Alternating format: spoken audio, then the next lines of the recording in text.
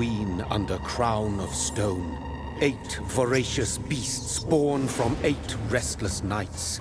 4 nails piercing the flesh of the sinner. 1 prayer for the summoned, called by this song. 'Tis perhaps the countdown to oblivion for the once proud city of London. 'Tis perchance her inhabitants' last dance alone to face death and pestilence. Confronted by the eerie and unknown, mortals became desperate for answers. A flock's flight makes for an omen, the falling of a star a dire presage. Turning to priests for interpretation when there was no reason to be found. When religion failed, men turned to science. I saw them build such vain cities, crafting machines made for endless war. New questions flourished as old answers withered. What is darkness but lurking sun? What is wall but enslaved stone? What is glass but tortured sand? What is song but a call to arms? What is hate but jilted love? What is life but death pending?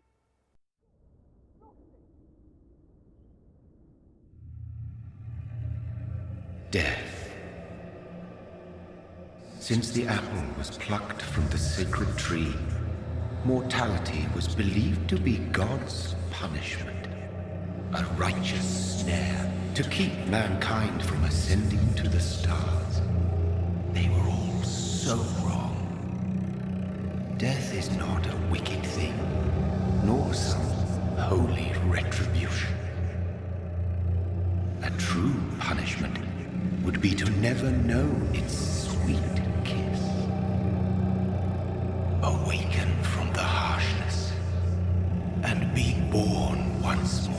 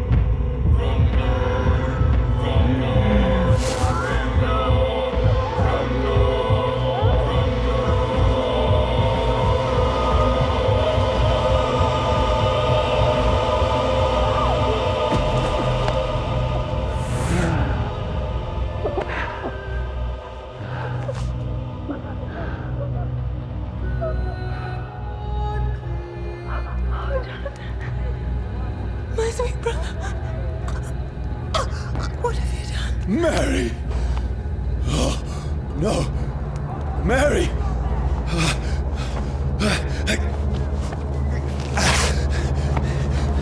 Hold on! Please, hold on! Oh, God. Oh, no. Mary. Mary. No.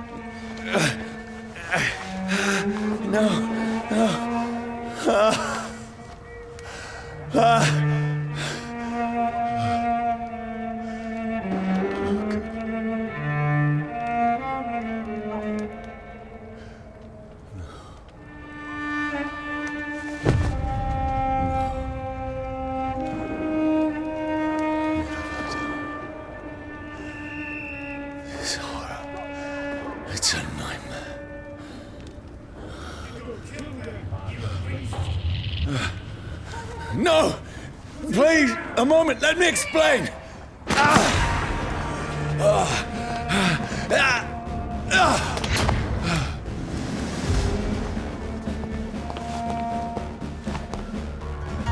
These patrols are after me. No, don't shoot! This is a nightmare. I need to get out of here. This can't be happening. Over there! There's one of those birds. There's one of them. No, please, stop! I mean you no harm. What's going on? Oh, Mary. What have I done? What's all this about? Has it fled? Shit, where'd it go? Now, I can defend myself. Kill the thing! Who are you? Stay back! Sorry, but you left me no choice.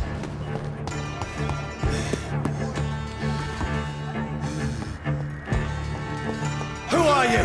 Stupid beast!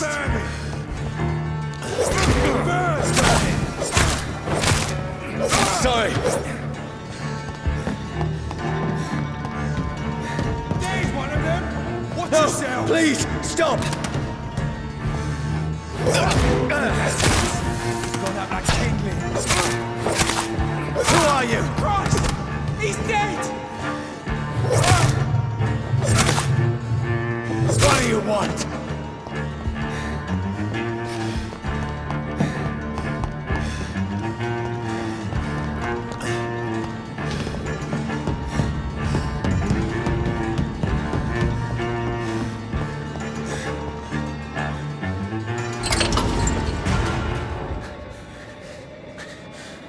I mean you no harm. I need help. Die, you fucking leech! Please, listen to me. I can't make any sense of this. Shut up, beast! Who are you? What is this all about? What in God's name? That'll do the rest of the job. Just leave me.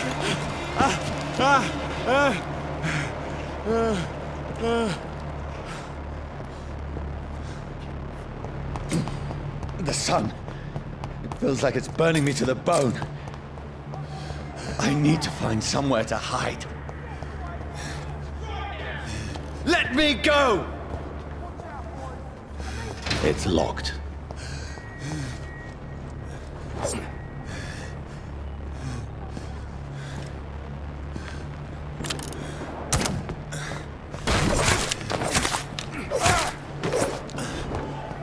I need to find shelter.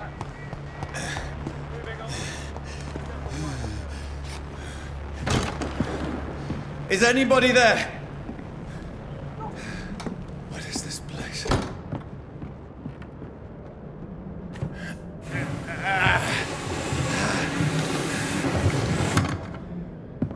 The place seems abandoned. I should be safe enough here.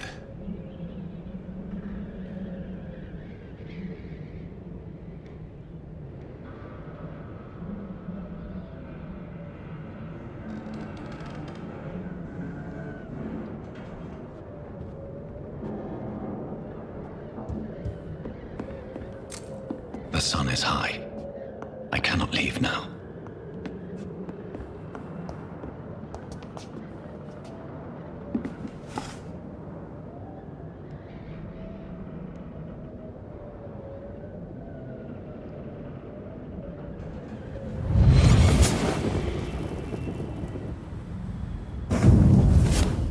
Brother,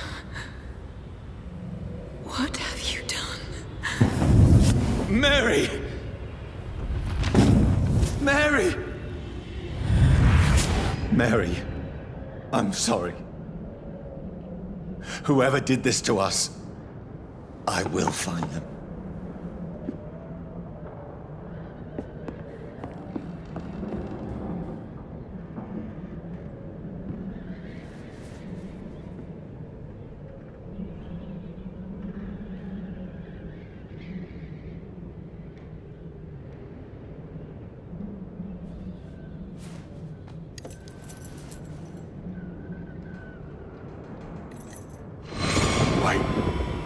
this one's dressed up fancy.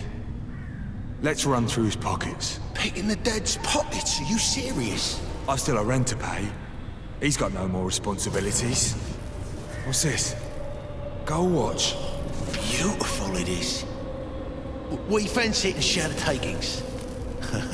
I suppose we are undertakers. Now, give him an Eve.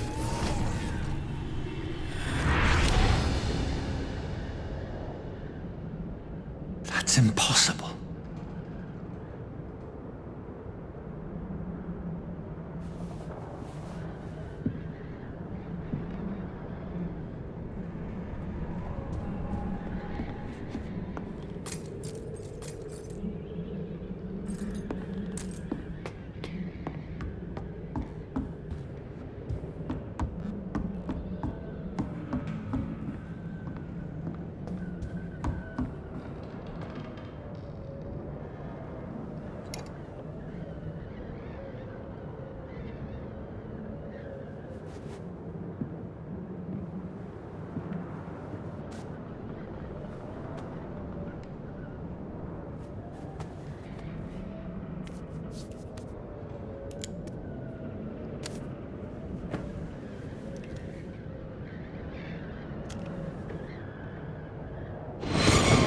Johnny, this one's lost. We need to leave. And now! No! There's time. I can save him. That's the enemy coming! The orders are to evacuate the hospital! Done. He'll live. And now what? We fight. Killing is a hell of a lot easier than healing.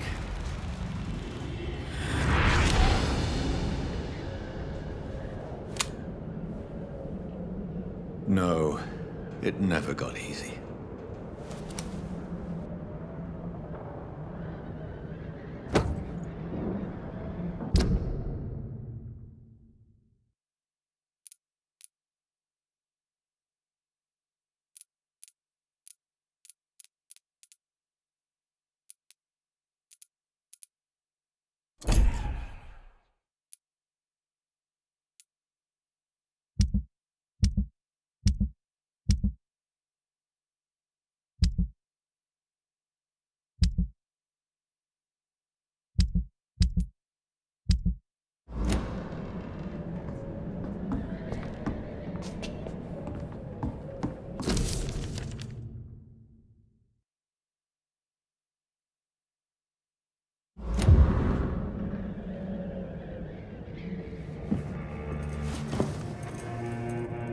This makes no sense. None of it. No sense at all.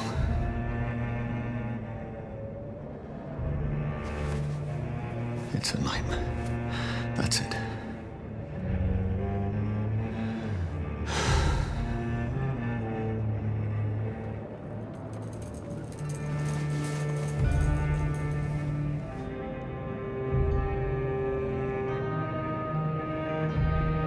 So be it.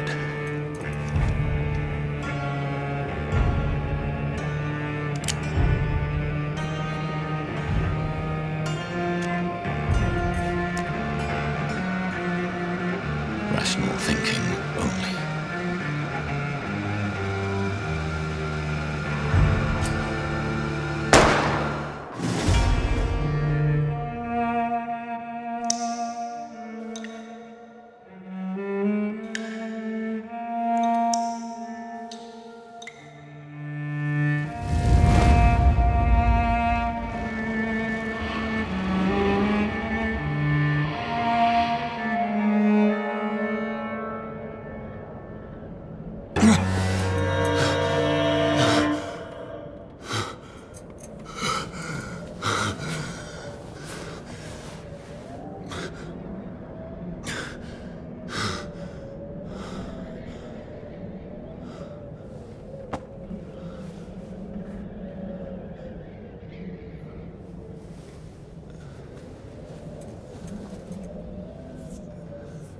This is absolute madness. I've lost touch with the real. Madness it is, as mad as the moon, who changes blinding sunlight into a glowing reflection.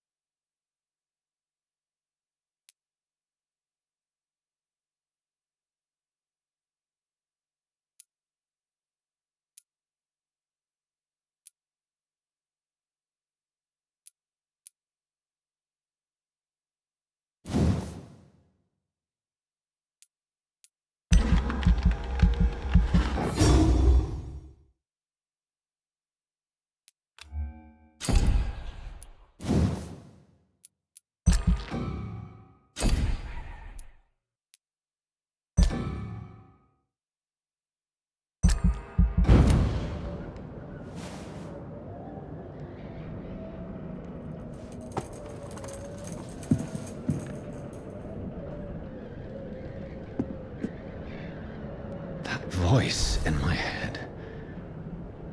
If I'm not mad, then it must belong to the one who made me what I am. I must find him to understand what I have become.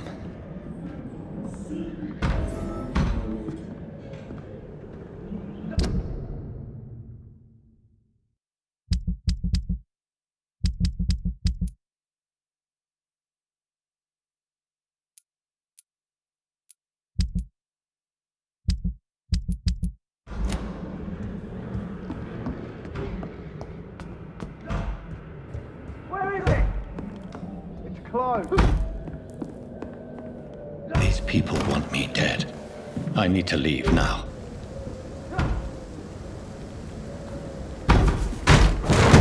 Here's the leech. Here!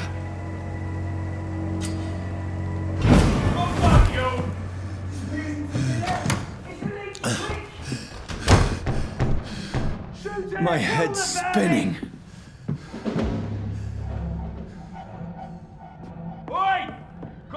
It's locked, all right.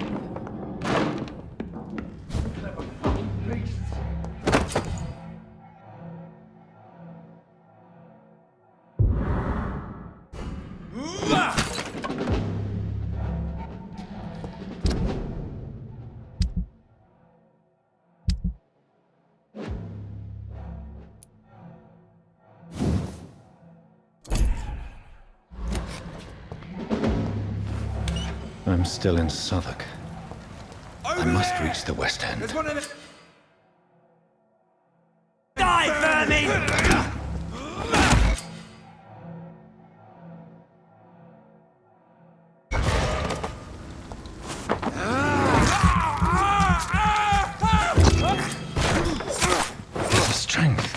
A strength I never knew I had.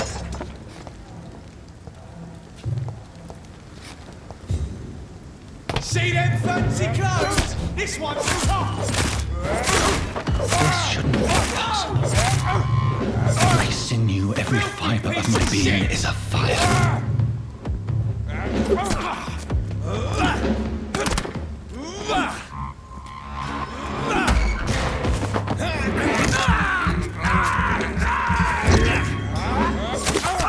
I feel like a child learning the limits of my body.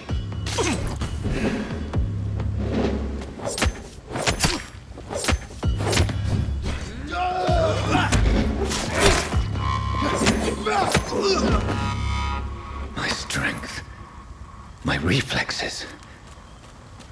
I'm not human anymore.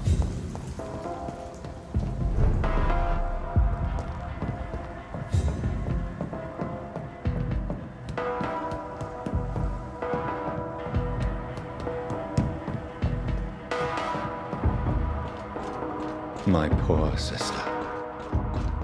If only I had controlled my need for blood. Mary, someone will pay for what happened to you. For what happened to us.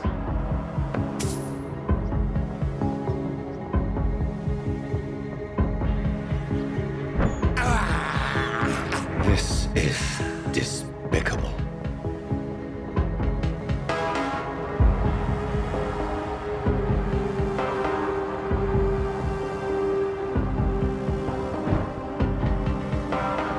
Dizziness from the jump. I can now control it.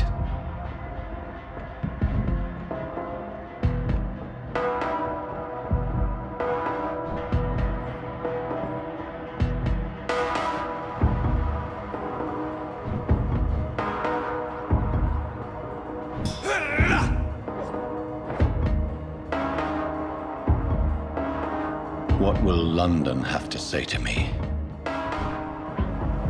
It's locked. I've so many questions unanswered.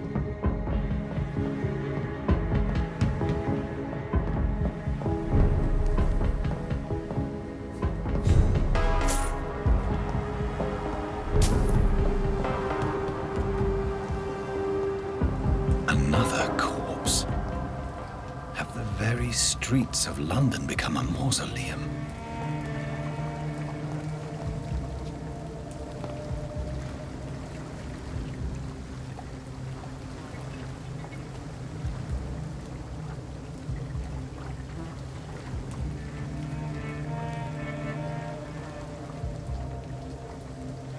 man has been drained of all blood. But I can still smell the scent of it. I follow the scent's trail. Perhaps it will lead me to my assailant.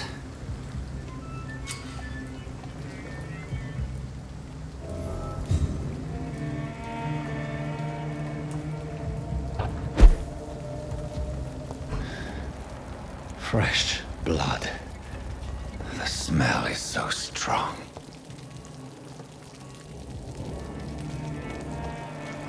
Where has everyone gone?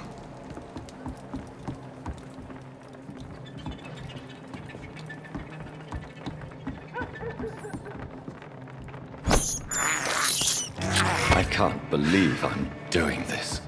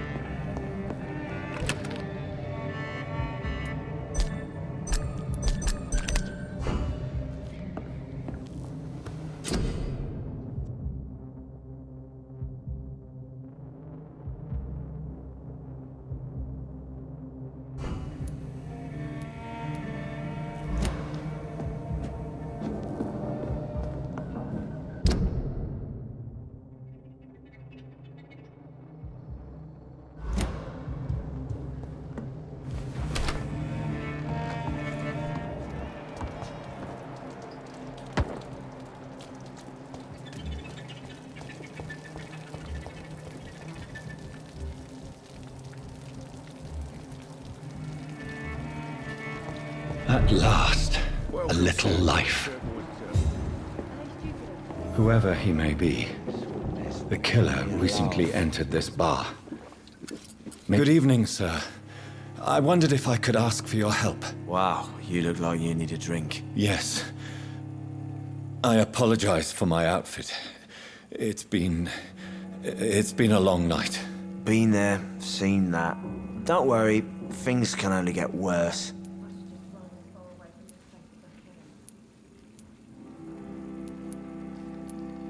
What's going on around here? It's like everybody is hiding. You must be new here. Have you not heard about the murders?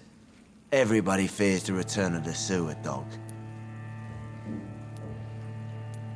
Who is this sewer dog? It's the local bogeyman. Convenient answer for every crime that happened for decades. You murdered someone, blame the sewer dog, eh?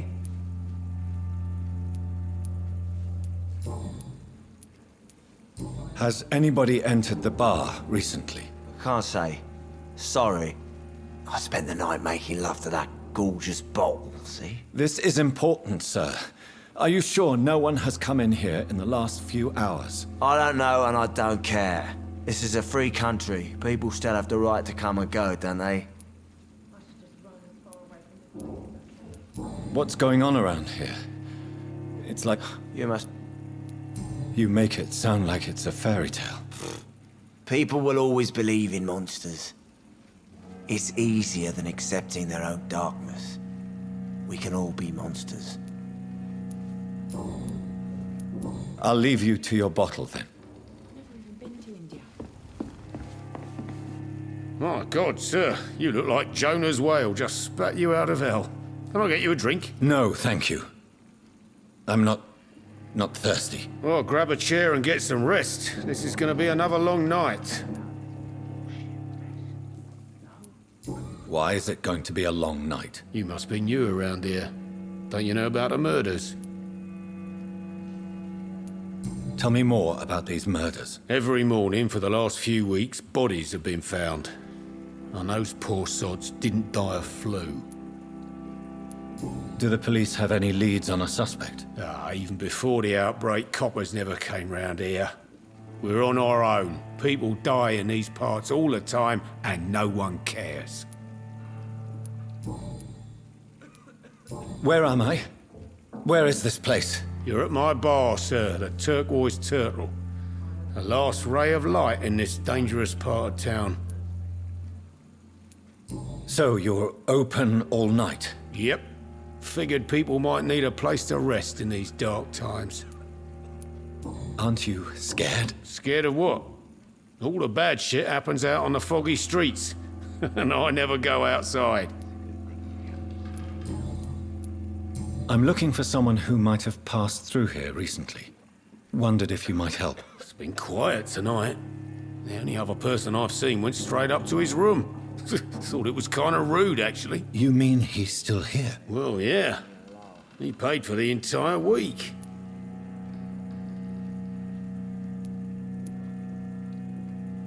Who is this man? What does he look like? Well, like a gentleman, I guess. Well-dressed, quite polite. A professor or something fancy like that. Always writing, reading notes. I need to meet this man. I have questions. Just climb the stairs and knock on the first door. I heard him open his window, so I guess he's still awake. And, Yes? no funny business. You hear me? This is a respectable establishment.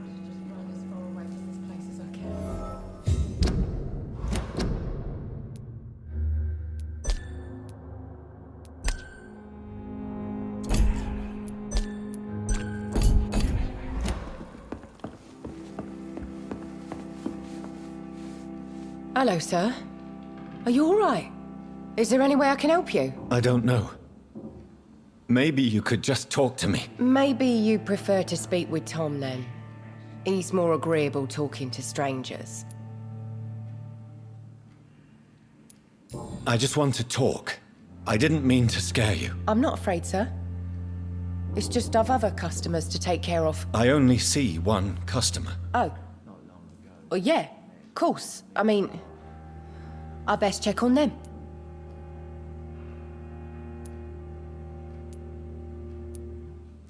I'll leave then. Thank you.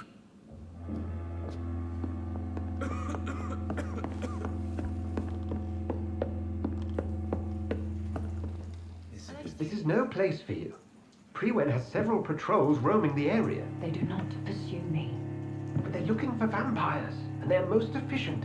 They'll not relent until the killer has been identified. I have a common objective, but I require... I think someone is eavesdropping. Are you certain? You might as well come in, whoever you are. Slowly, vampire! Who are you? I mean you no harm. Saith the vampire. Present yourself! I need a word. With anyone.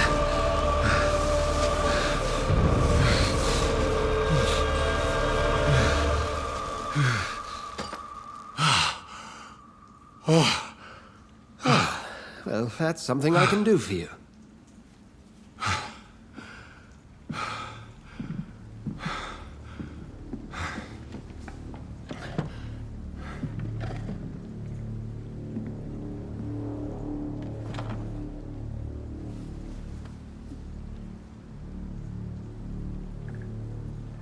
And who might you be?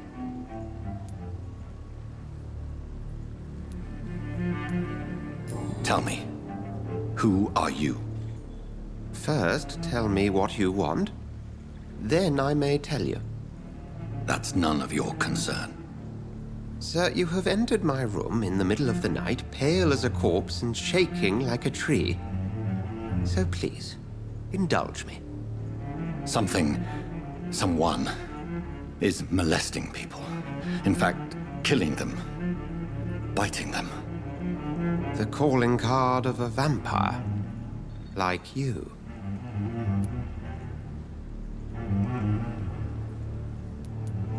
I've been hunted down in the streets and attacked. I'm a victim here, too. I believe you. Then if you are not a vampire, who or what are you?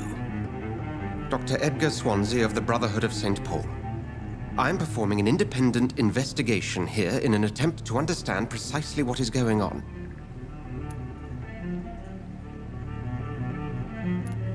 And what exactly is this Brotherhood? Sir, if the name is not familiar to you, then we shall discuss it another time.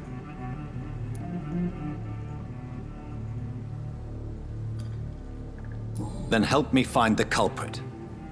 I may. If you'll first tell me why you opened this door. I followed a trail. The scent of blood from a recent victim. It led me here. You thought I was your aggressor. That explains a great deal. We're both chasing the same shadow.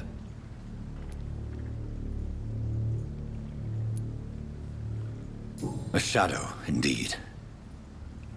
Yet I heard his voice in my head. There was a moment I believed I was mad. You should let me handle this affair. You've no idea what you're up against. No. I will find the monster. He is mine. How will you do any better than I? But then let me ask you this. What are your intentions if you find the killer?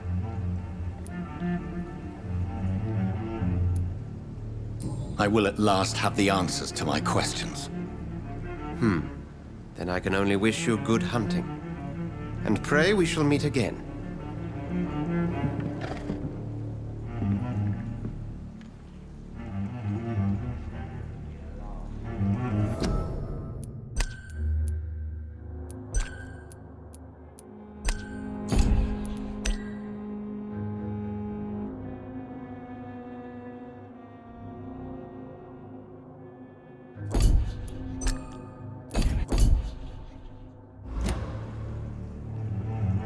Can I have some privacy, please?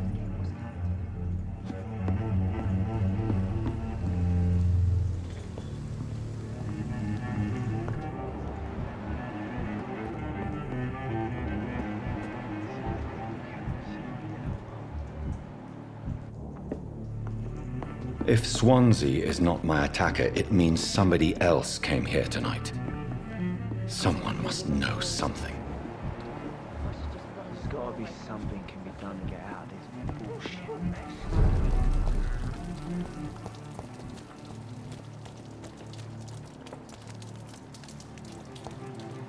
That's strange. The trail is very erratic, as if the killer was drunk or hesitant.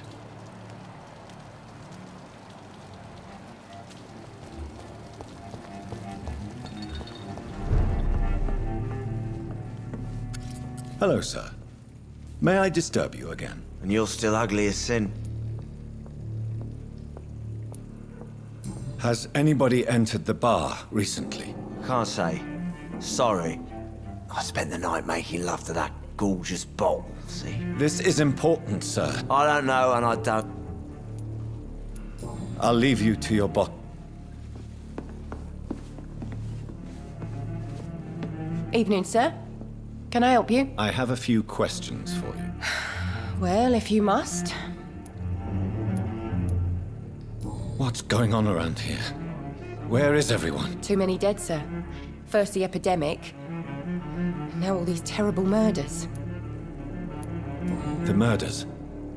What can you say about them? Bodies found in the streets every morning. Drained of blood. It's just horrible. Some say the sewer dog is back. The sewer dog? What's that? No one knows. People have always disappeared around these parts.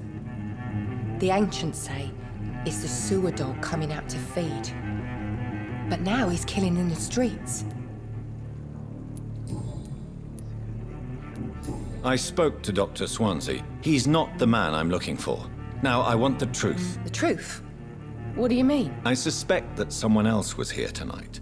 And I don't think Tom wants to tell me about it. I'm just the barmaid here, okay? If Tom says you're the only visitor we had, then you're the only visitor we had. I can feel your fear, madam.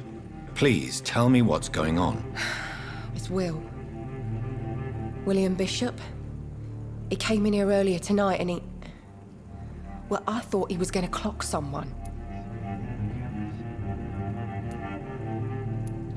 Why are you so afraid? I mean, his skin.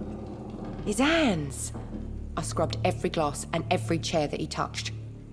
God, I hope it's not contagious.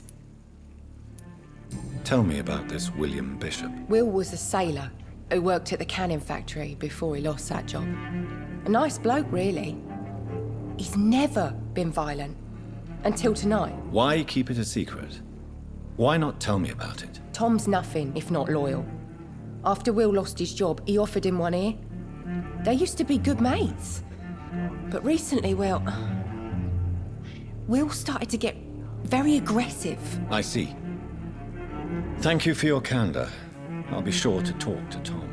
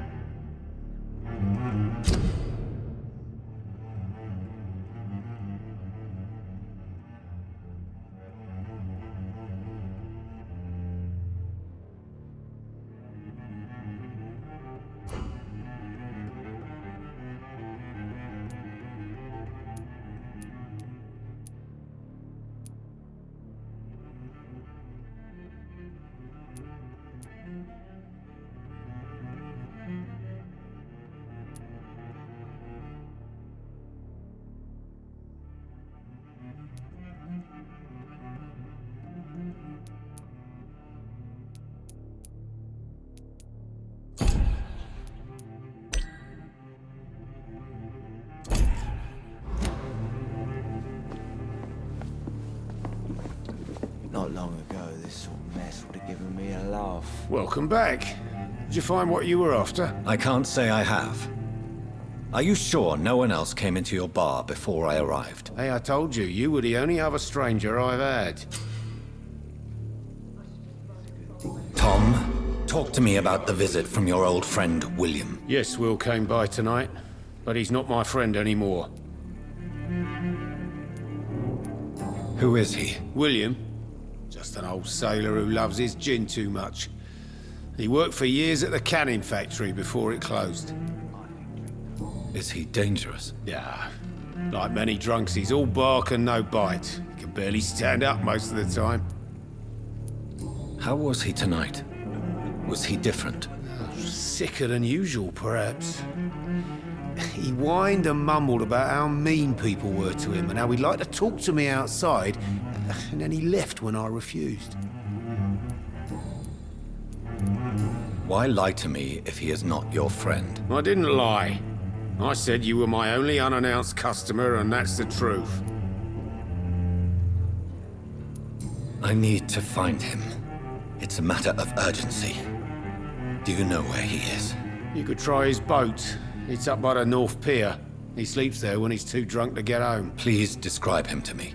What'd you expect? He's a tall, sick bastard with a bad rash and torn old clothes. William used to be strong.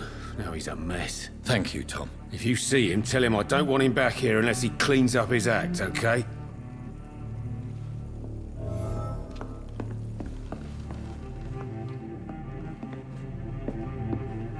Damn it. I think...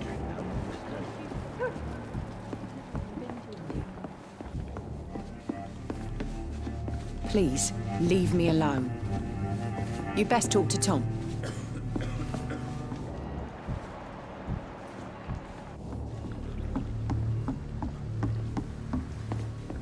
It's a good thing you cannot see me now, Mum. I hope I live long enough to... I will get to the bottom of this intrigue. What's been done to me, to this city.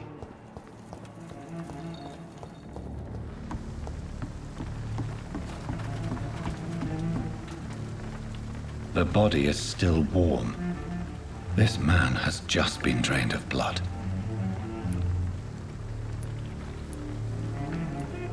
What's this? Some sort of note.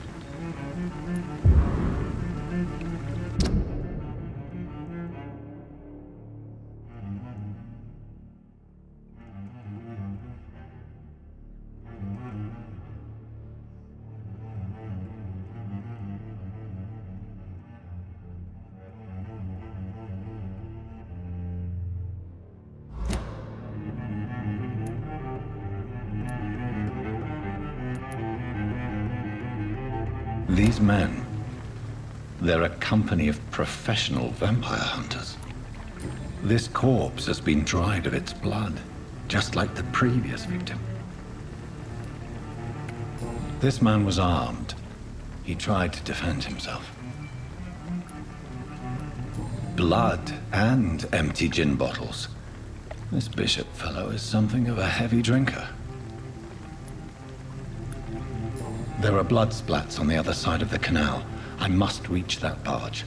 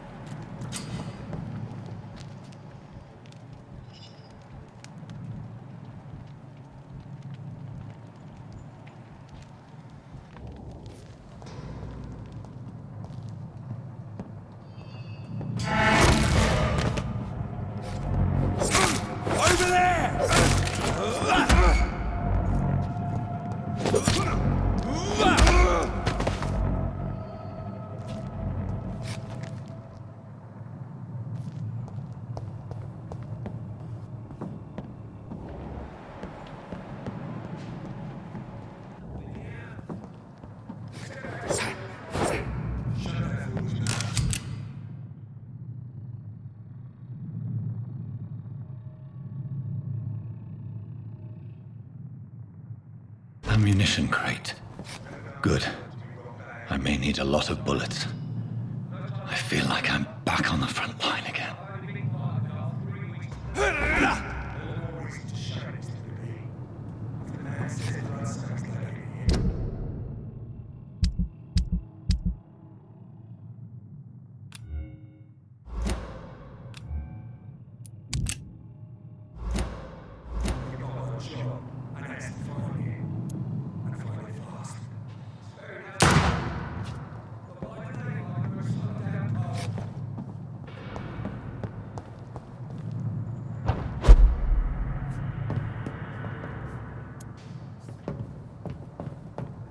I cannot enter.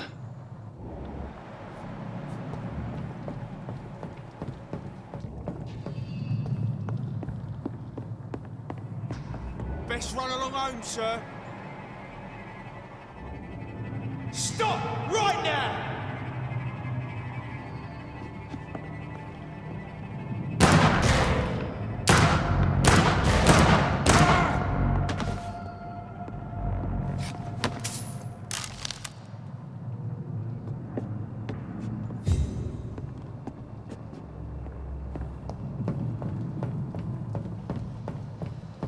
It's locked, all right.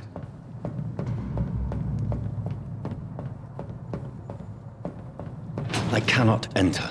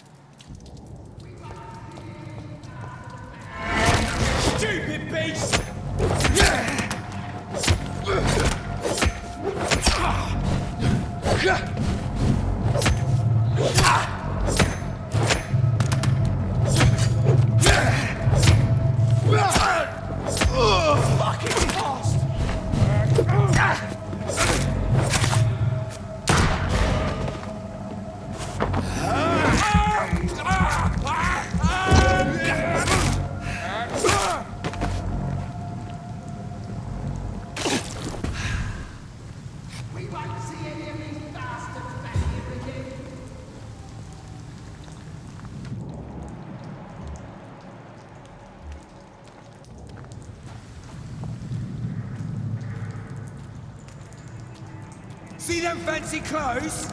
This one's a top!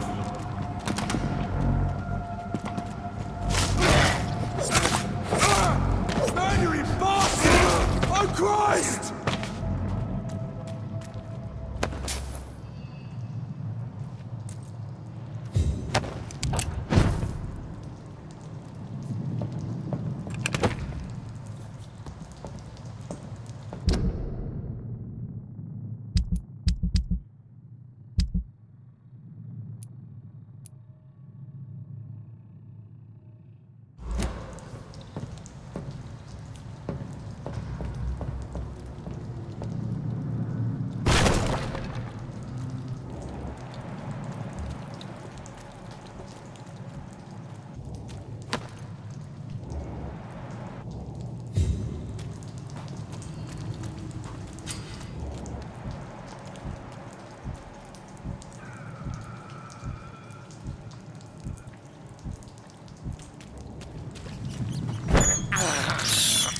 I have this thirst for blood.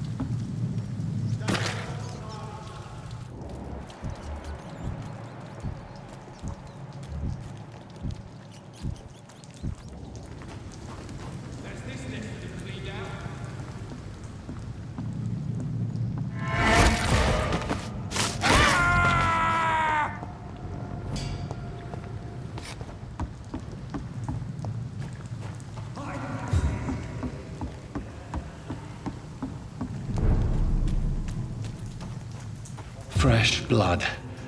The whole building reeks of it. The scent is so strong it makes me dizzy. I'll not betray your trust. Is this first?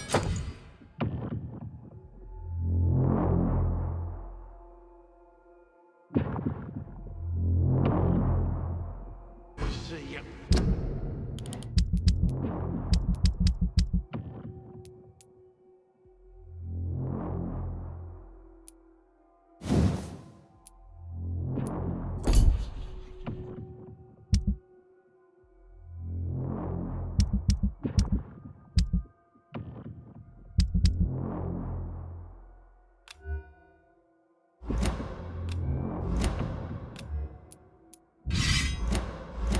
I need a drink. I'm so thirsty. William. As one, we shall overcome this. We've done it before. No. I had a drink outside tonight already and it did not quench my thirst. I must have more. Oh, dear God. Not again. William, please stop. I promise. My dearest friend, you're my last and dearest friend. This place reeks of bloodshed. I can't feel it. This creature is bedeviled. I must put it down.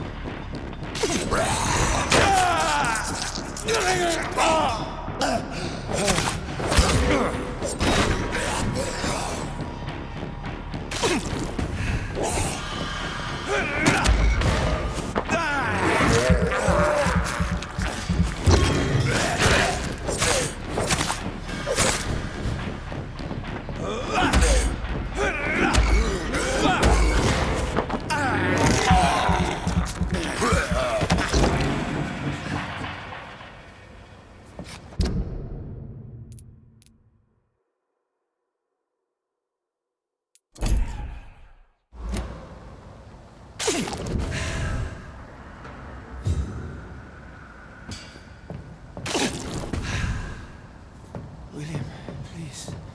Stop.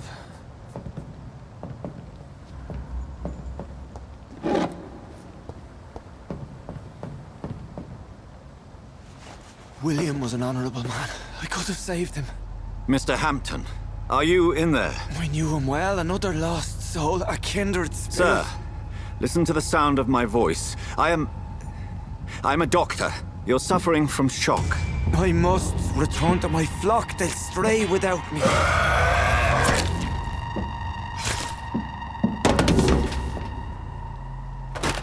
Remember, certain skulls are every bit as resistant as we are. Who are you? What do you mean by Skal? You truly are a newborn. I should have realized. Wait. You are the woman from the bar. Are you like me? Can you help me? I believe, sir, I already have.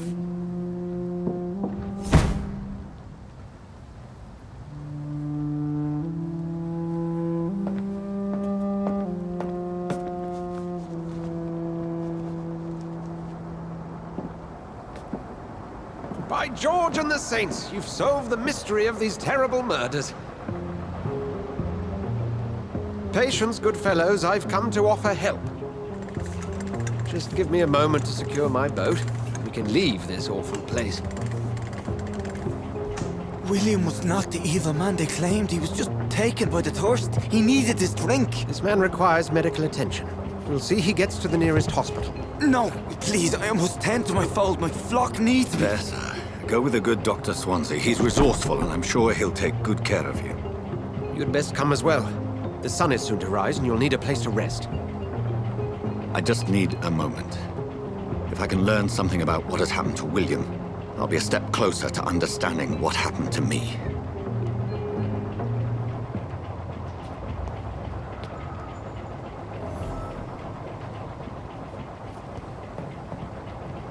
This poor creature can't be my maker. Could it be some subspecies of vampire? I must find a place to analyze the blood.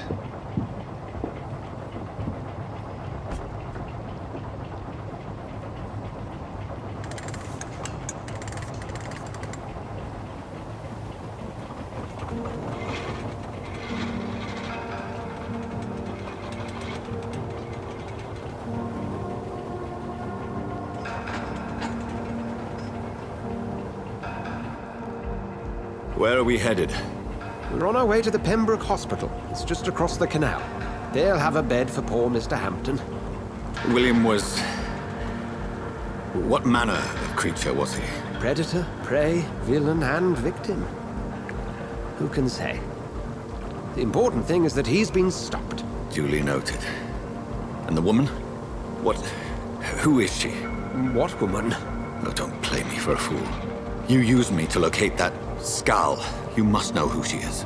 And I thought you a gentleman. You shouldn't talk about a lady behind her back, but I will tell you she values her privacy. Were London as peaceful as she appears from the middle of the canal? If only that were the reality of the situation. To be honest, I've always tried to avoid this part of town. Pembroke Hospital is the last bastion between the rest of London and the epidemic. The flu has decimated the East End and the war still rages. Welcome to the front lines of a plague. This is where you work, Dr. Swansea? I am the administrator of Pembroke Hospital. I thought you were here in service of your mysterious order, the Brotherhood of... Of St. Paul's Stole, yes. But first and foremost, I'm a man of science. A physician, like yourself, Dr. Reed. How do you know who I am? No need for modesty. You are Dr. Jonathan Reed. A surgeon of some caliber and renown, if I'm not mistaken. You are correct, sir. I knew it! I had my suspicions. But when you took the blood sample from the corpse of poor William, I was certain. Dr. Reed. Marvelous. Have we met? I attended 3 of your seminars before the war. I have the utmost admiration for your research. And what a turn of fate. England's most esteemed blood specialist returns to London a vampire. That word, again. From a so-called man of science. I understand. Traditionally, the role of science is to refute myth, but when myth walks among us, the Brotherhood of St. Paul has dedicated its purpose to their study. There's so much for you to learn. Of that, you are right. Well, then let me be blunt. Join my staff at Pembroke Hospital. As a physician. I suspect you'll not find a better post of employment to contemplate your predicament. This is sudden. I was returning home to see my sickly mother. But alas, that was before contracting this... affliction. Dr. Reed, take a moment to consider. The post would be for the night shift, providing a good explanation for your absence during daylight hours. You'll be adequately reimbursed, and have a place to hide. I even had the forethought to bring some clean clothes. So, what do you say? It seems I have little choice, but yours is a generous offer, so I thank you. Brilliant! Oh, Jonathan, this is one for the book, and the beginning of a beautiful friendship.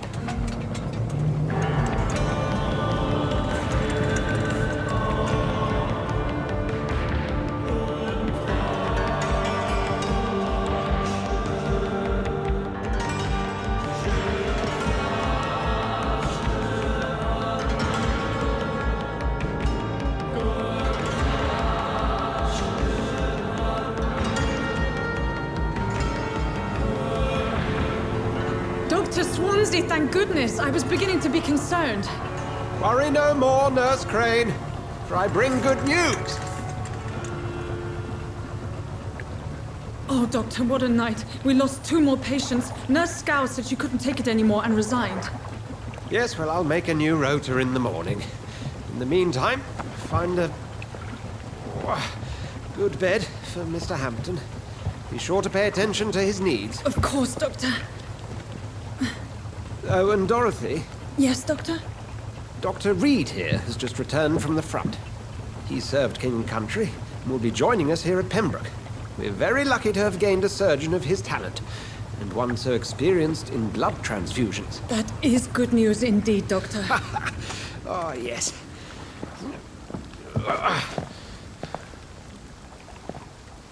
Here at Pembroke, it's not what we have, but what we haven't. It's only thanks to Nurse Crane and the staff that our ship doesn't sink. If you have any questions, just ask her.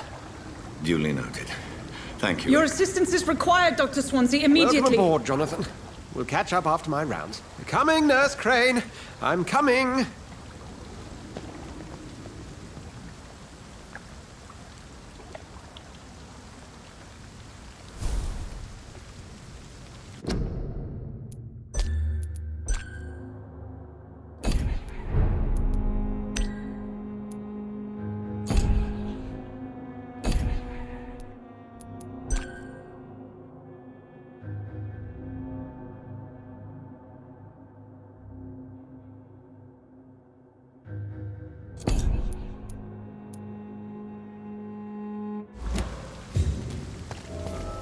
It's okay, Jonathan.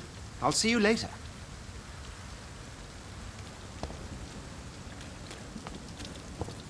Come on, you can do better than that. Nah. It's my turn.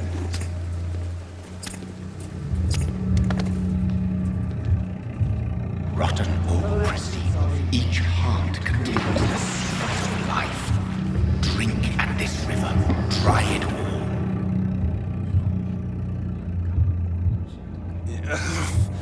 Oh, come on, you bastard! I won't bite. Sir, please. You've lost too much blood. Calm yourself. You think I didn't notice? Stop your staring and get me to an hospital, you arse!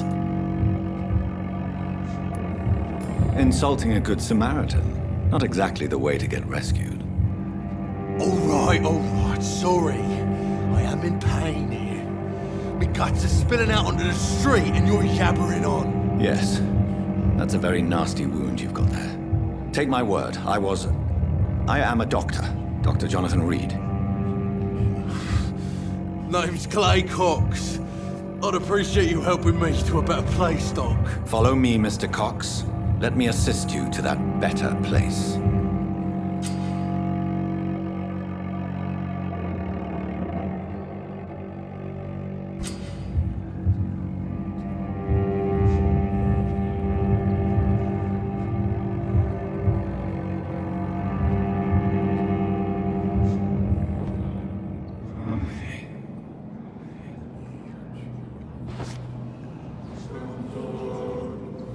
Bring this fading light into the shadows.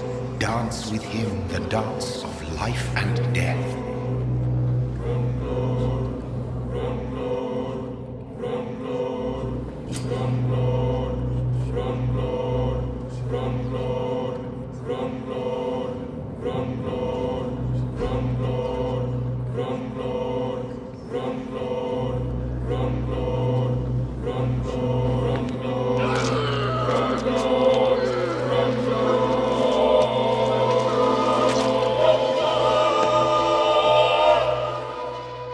In the back, you bastard! Didn't have the guts to fight me. Fuck you. I'll kill you. I'll kill you.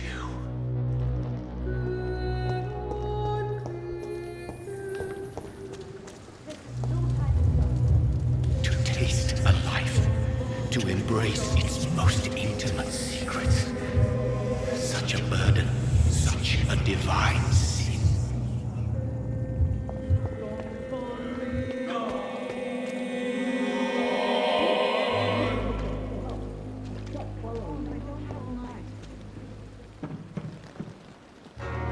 Good evening, nurse. I'm Dr. Jonathan Reed. the new surgeon here at the Pembroke. Dr. Swansea has already told us about you, sir. I'm Nurse Gwyneth Brannigan. Welcome to the Pembroke Hospital. Did he really? It's a good thing I wasn't hoping to keep a low profile. All members of staff have already read about your new blood transfusion technique. Dr. Swansea made sure of that. I see. Well, I'm a little surprised, but I suppose I'll just have to deal with this unexpected notoriety. You must know, blood transfusions are Dr. Swansea's primary subject of research. He is convinced it is the future.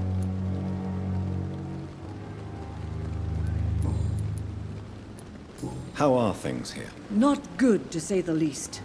We're struggling against an invisible enemy, more lethal than any bullet from a gun. It's hard, Doctor. An invisible enemy? Quite a poetic term for a disease, especially from a nurse. Sorry, Doctor. These last few weeks have been exhausting. We could all do with a good night's sleep. Do you think this hospital can survive the epidemic? We are all volunteers here, and we're trying to hold fast, but how do we beat an invisible killer? Some nurses have already resigned. I'm not familiar with all the staff yet. Perhaps you could help me. Brilliant professionals, most of them. Dr. Swansea has a gift for recruiting talent. Most of them? Is there a problem I should know about, nurse? It would be inappropriate for me to speak ill of a colleague. Is there anyone that stands out? Well, I have never met someone as dedicated as Dr. Tippett's. He should be a standard for us all here. If only he were younger. Why should his age be a problem? I guess it's fair to say he's always pushing himself to the limits. He just doesn't know when to stop and get some rest. Nurse Brannigan, if you do know something, please tell me. Anything you say will be held in confidence. No. I may disagree with some conduct, but in the end, everybody is doing their best. Nurse Brannigan, if you do know something, please tell me. Anything you say... No.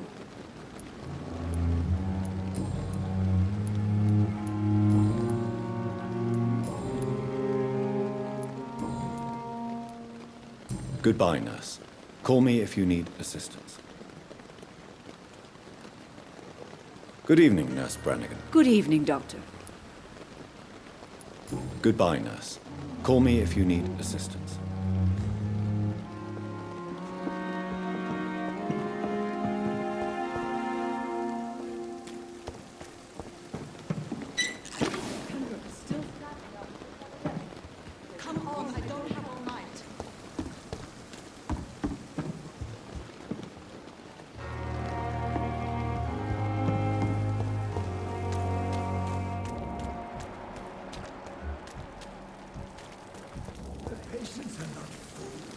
Doctor, where have you been?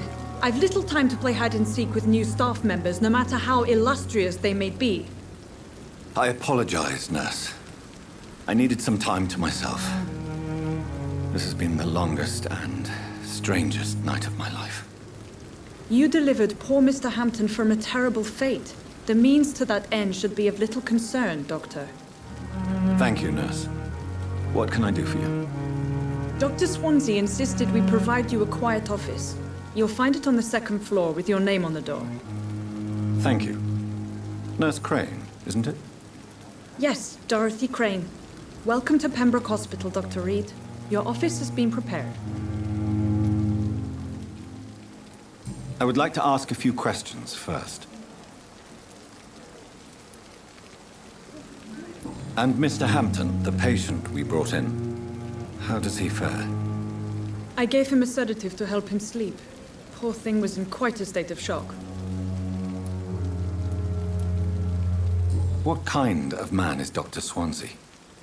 Well, you accepted the job from him. I thought you would have known about your employer.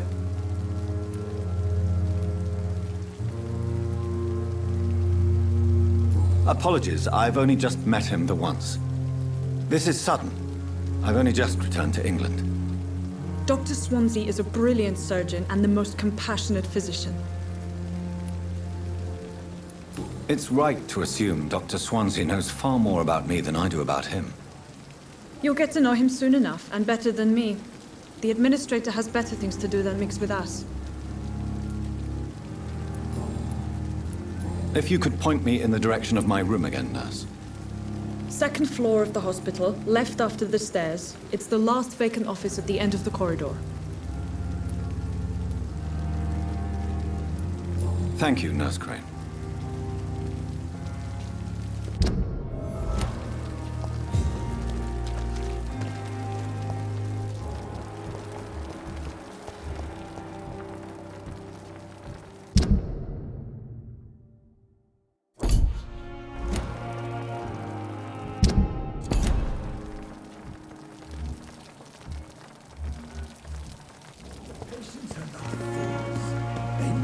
Overwhelmed by this horrifying epidemic. So it is true. The famous Dr. Reed has joined us. I can't think of any better news during these terrible times. Do we know each other? Actually, yes. We met once before, at the Rockefeller University in New York. Dr. Tippett, yes, I remember. I was assisting Professor Carell in his research about coronary bypasses. He had nothing but praise for you. He was also very confident about your future. And look at you now. Eminent surgeon and blood transfusion specialist. What is the Pembroke Hospital situation? And please, speak freely. This hospital is not exactly the best of London. I'm sure you are used to working in a better environment. It's more than enough. In any case, the personnel of a hospital are much more important to me than the building. Don't be misled by appearances, Dr. Reed. This hospital does not lack talented people. It just lacks hope. You're exhausting yourself, Corcoran. Maybe you should think about preserving your strength. No. We must keep on healing all those poor souls. We are the last rampart before chaos. Once more, unto the breach.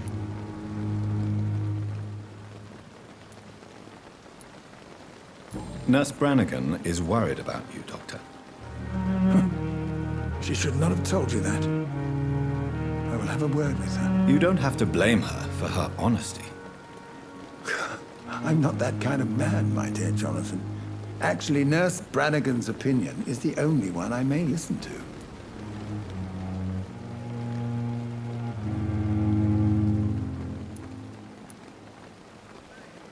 What can you tell me about the staff in the hospital? Some are really good, and others are not so good. But during this troubled period, there is no time for slander. I prefer to focus on the positive character traits.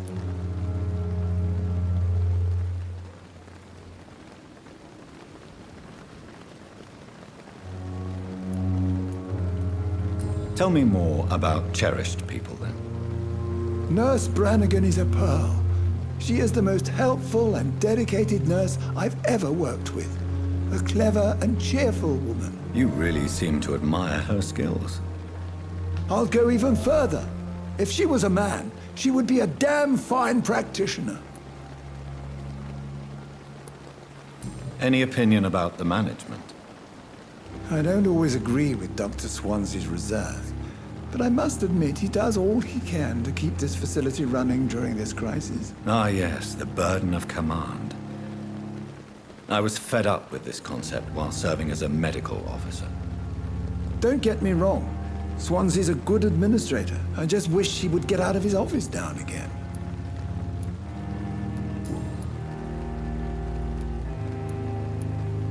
You're exhausting yourself, Corcoran.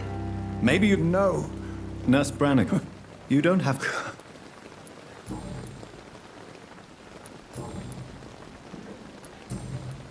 Goodbye, Dr. Tippett.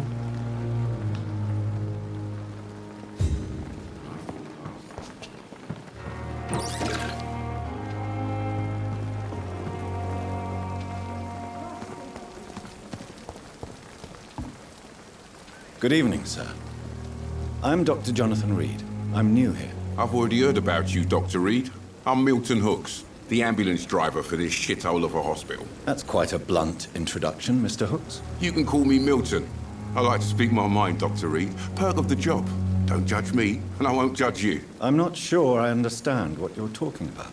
Well, I'm no doctor, but I'm pretty sure a gun can't be used as a surgical instrument. You have a keen eye. I learned to shoot during the war, and have carried one ever since. Old habits die hard. No need to explain, Dr. Reed. And if you ever need a better gun, remember, I may have something for you.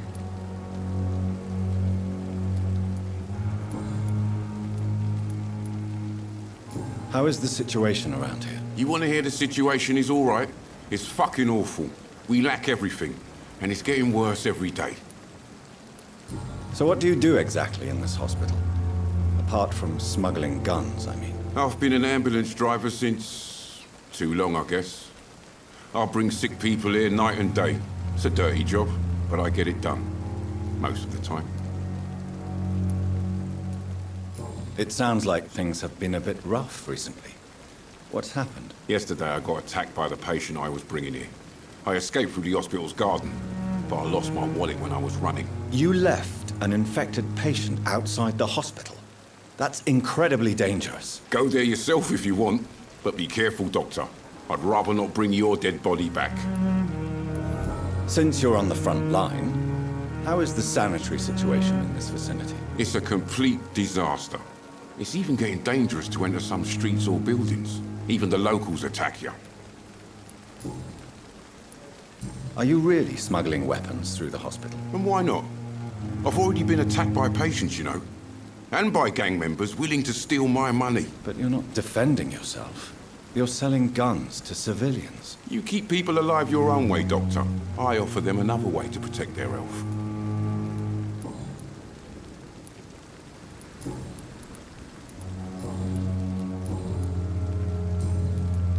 I'd like to see your goods. Wise choice, Dr. Reed. A reliable gun is what everybody needs these days.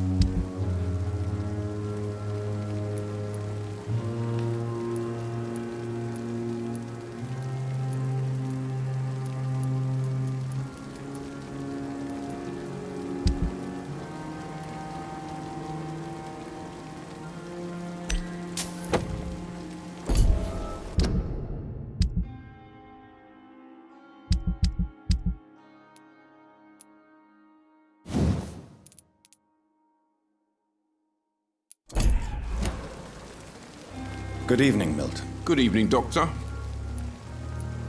I'd like to see your goods. Wise choice.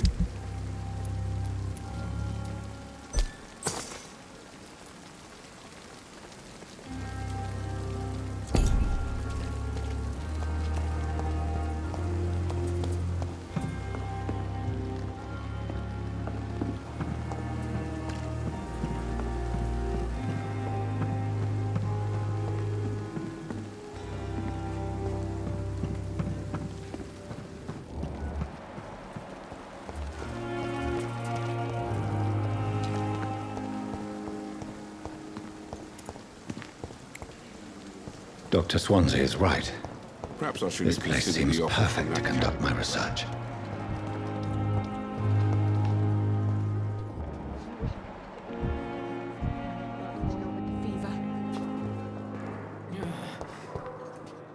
Good evening, nurse. Good evening, Doctor. I don't think we've been introduced yet. My name is Pippa Hawkins. And I'm Dr. Jonathan Reed. Dr. Swansea has recently offered me a position in this hospital. Well, it's a euphemism that your help will be appreciated, Doctor.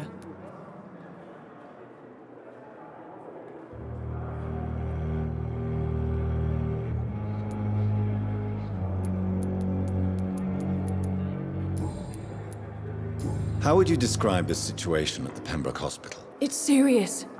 The flu is wreaking havoc amongst the staff and patients.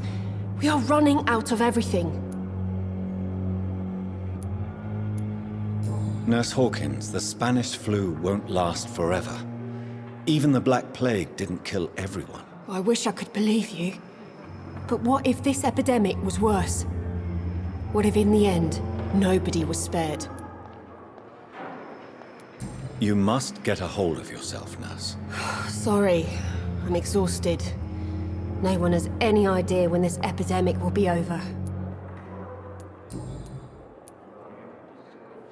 How long have you been a nurse? Well, long enough to see that the epidemic is winning. And no matter how qualified you are, don't tell me you'll change that.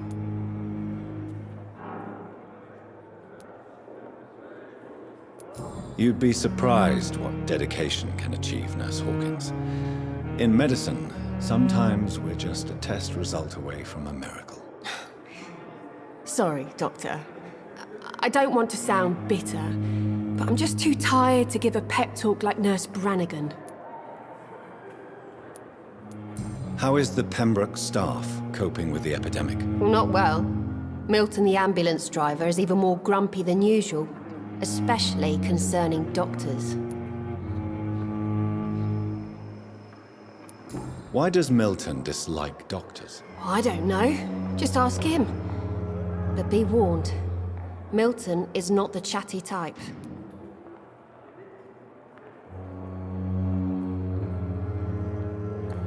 Do you need medical help yourself, nurse? I'm fine, really. I just need to sleep. How is the Pembroke staff coping with the epidemic? Well, not well. Milton, the ambulance driver, is even more grumpy than you. Why is Milton grumpy on a daily basis? Is it just an act? Milton's not the kind of man who's bothered about a bad reputation, whether he deserved it or not.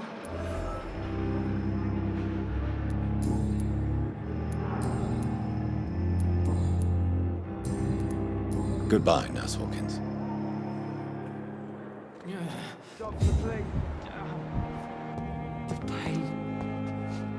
Good evening, miss. I'm Dr. Reed, the new surgeon at the Pembroke Hospital. And who are you? Your name has no meaning to me, mortal. You're nothing but dust blown by the winds of eternity. I beg your pardon? What are you begging for, mortal? My clemency? Well, tonight maybe I'm inclined to mercy. You'll never forget the night you met Thelma Howcroft. You keep calling me mortal. Why is that?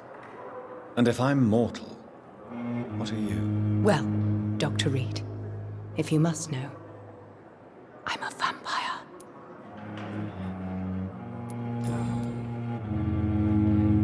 And why do you believe you're a vampire? I don't need to believe anything. It is what I am. It is what I feel within this hollow shell of flesh. Please, describe to me how you feel. What is it like to be a vampire? I can hear my body crumble from the inside as my flesh cracks and fades.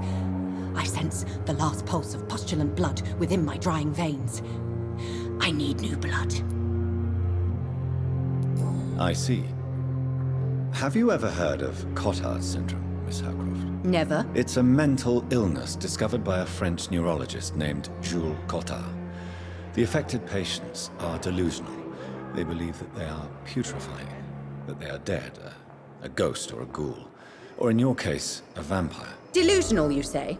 Oh, sad and petty mortal. You can't even begin to understand the concept of immortality. And you think it is I who am delusional. I'm assuming you must be a patient here. Am I right, Miss Howcroft? It's only a cover. To hide from my enemies. I can leave whenever I want. As a woman, a spirit, fog, or bat. Who are these enemies you mentioned? Can you describe them? I cannot say for sure. But I sense their eyes on me from nearby. I feel them watching me every time I visit the garden near the morgue. The staff here are not your enemy. They're here to help you, to care for you. I'm not speaking of the doctors in white. I'm speaking of the men and women who hunt me. For I am a vampire! I see. Don't worry. These people will not find you here. I'll personally make sure they leave you alone. Thank you, mortal. But do not interfere with them, for you are no match for those that hunt me.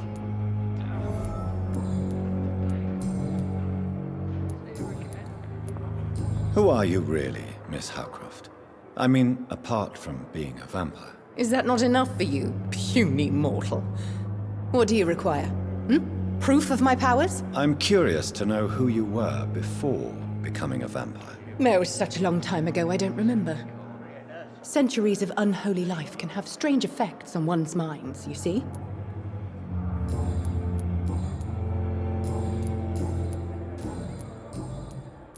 And why do you believe you're... I don't need... I'll leave you, Mistress of the Dark, to your nocturnal activities. I wonder what your last thoughts would be, sir.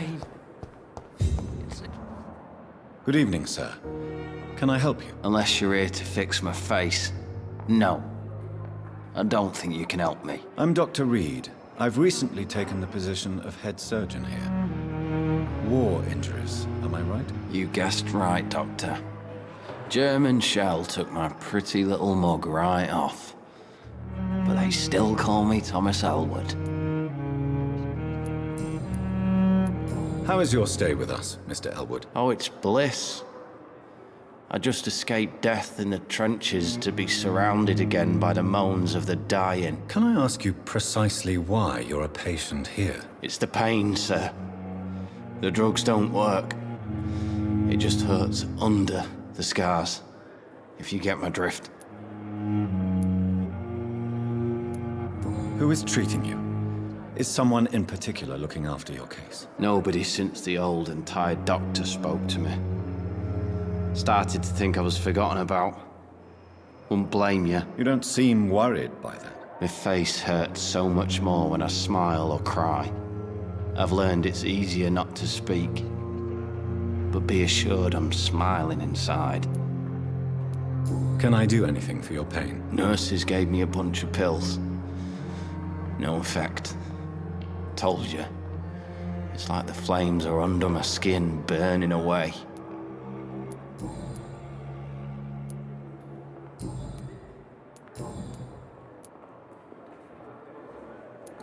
Where were you stationed, sir? Did you serve for long?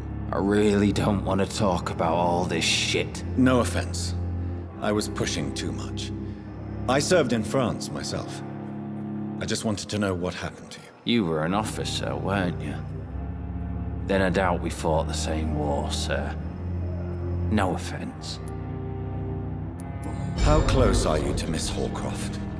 Are you aware that she thinks she is a vampire? To wait for her next nibble is the best reason to stay here. Every time she approaches my bed, she treats me like something tasty. A normal person. Aren't you afraid? She may hurt you if the game goes too far. She's quite harmless, I can assure you. Her head's broken inside is all. While I'm busted on the outside. But she's still beautiful. Living proof that there's hope for me. But the suffering continues. So do you let her bite you? You know that's not sanitary. And why not? She's only supping a few drops of me blood. And the pain, it's real for once. She could decide to bite less willing patients. Then it's another good reason for me to stay here, Doctor. You do realize she's mentally disturbed. It's called the Cotard syndrome. She truly believes she's a vampire. In her madness, she never refers to my scars. And frankly, if I could, I'd join her world. It seems much more fun than the real one.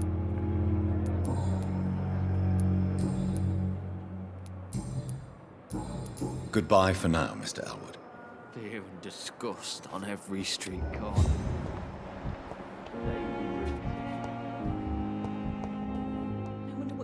Good evening, Mr. Hampton. How do you feel? Dr. Reed, is it? Oh, sir, I must apologize for my behavior. What do you mean? I was not myself in the factory. Fear and exhaustion made me say awful things to you, I'm afraid. You remained perfectly nice and polite. A little delirious, perhaps. But who wouldn't be after enduring an abduction? Thank you, Doctor. That's a relief. Now all I need to do is rest and return to my flock.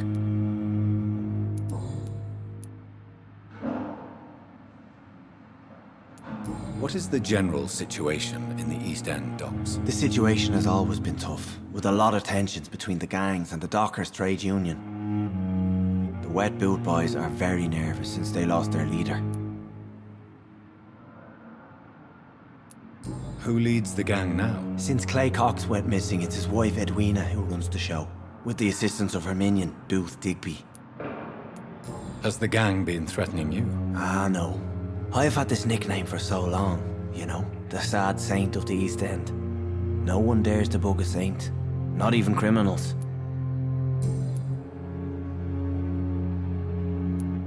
How did you end up in William Bishop's den? I had received alarming news about his recent behavior. I went to his place and he refused to let me go.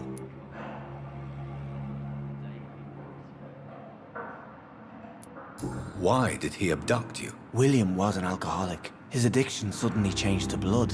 I don't know why. Just like a patient I met here, this Miss Hawcroft. You dared to enter this awful place alone. You're a hero, Mr. Hampton. Or a fool. I'm just a man trying to help his friends, Dr. Reed. William Bishop was a conflicted soul, searching for light. Do you know Tom Watts, the bartender from the Turtle? I met him before I found you in the canning factory. Tom? Yes, of course. Always the helping hand, good old Tom. Without men like him, corruption and despair would have wiped out the East End long ago. People are still in despair. How could it be otherwise? The authorities have left us all to rot in this contagious nightmare. No drugs, no advice, nothing. It's a damn shame. Who should I avoid in this part of town, then? Any particularly evil figures? Not really. Most men and women are just doing their best. And it's not my habit to speak ill of people I know, Doctor.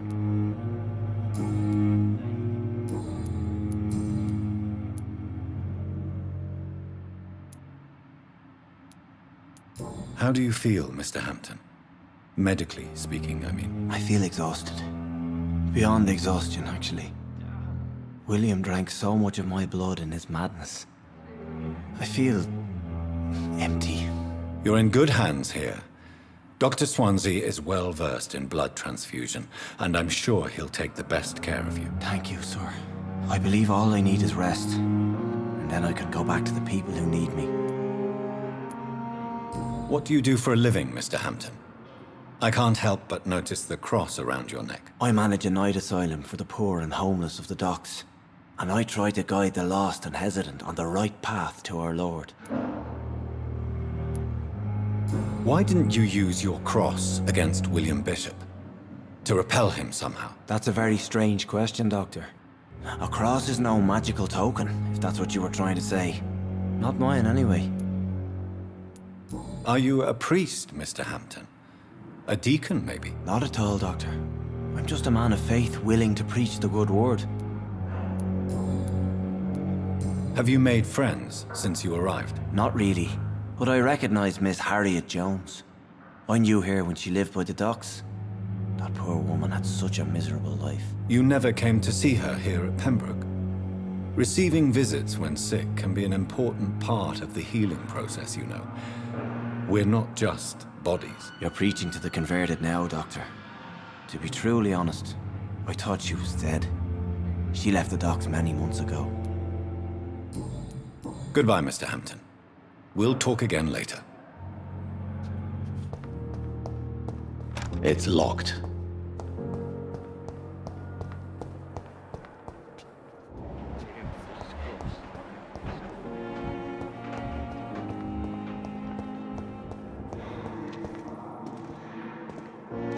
Good evening, sir. I'm Dr. Reed. I believe we're going to be colleagues. Reed? Yes, I've been informed about your arrival. I'm Waverly Ackroyd. Welcome aboard, I suppose. Does my arrival inconvenience you in some way, Dr. Ackroyd? Let us just say that I don't particularly share Dr. Swansea's enthusiasm for hiring you. What we need here are reliable professionals, not overrated dabblers. I don't know what you've heard about me, but I have already proved my value as a practitioner. I don't question your skills, Dr. Reed, but your motive. Is it money, fame, or are you truly dedicated? And what exactly is that supposed to mean? I served in the war just like you. But unlike you, I did not use the wounded to play the modern sorcerer. Be careful what you insinuate, Dr. Ackroyd. I only want you to admit you used those men to improve your theories.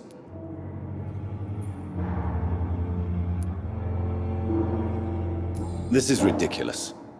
My blood transfusion technique saved many lives, and you know it. You see? That is exactly what I hate about people like you. You avoid this kind of accusation instead of facing reality.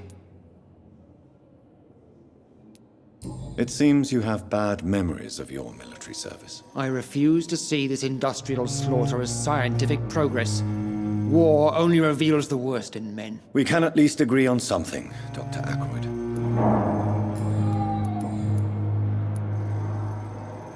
If you have a problem with me, Dr. Ackroyd, please feel free to tell me. Dr. Swansea has imposed your presence on this hospital without asking anyone's advice.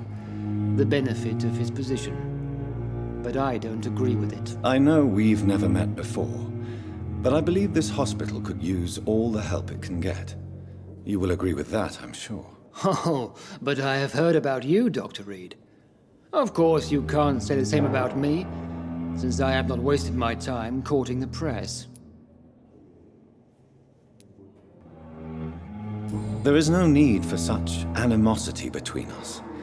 Don't you think the epidemic is already enough to deal with? That is one point we could agree on. And that is precisely why I want to be sure that you will be of help to this hospital instead of a burden.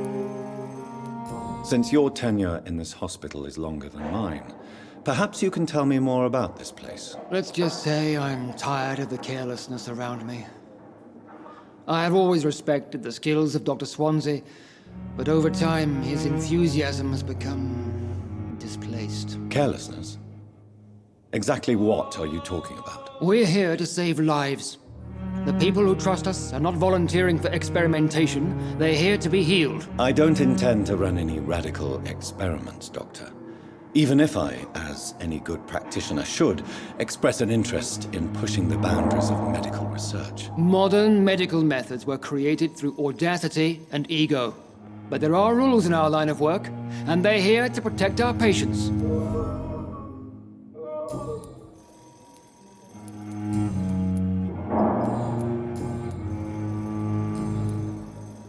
Thank you for your time. We'll talk later.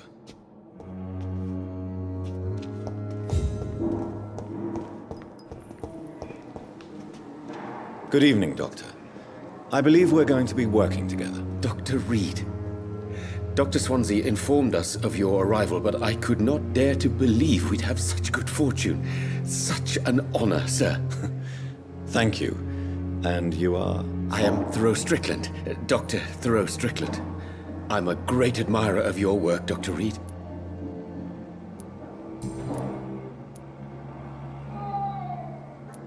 What can you tell me about the Pembroke? Well, it has always been an honor to work with Dr. Swansea. But with your arrival, I can't think of a better opportunity to learn about blood transfusion.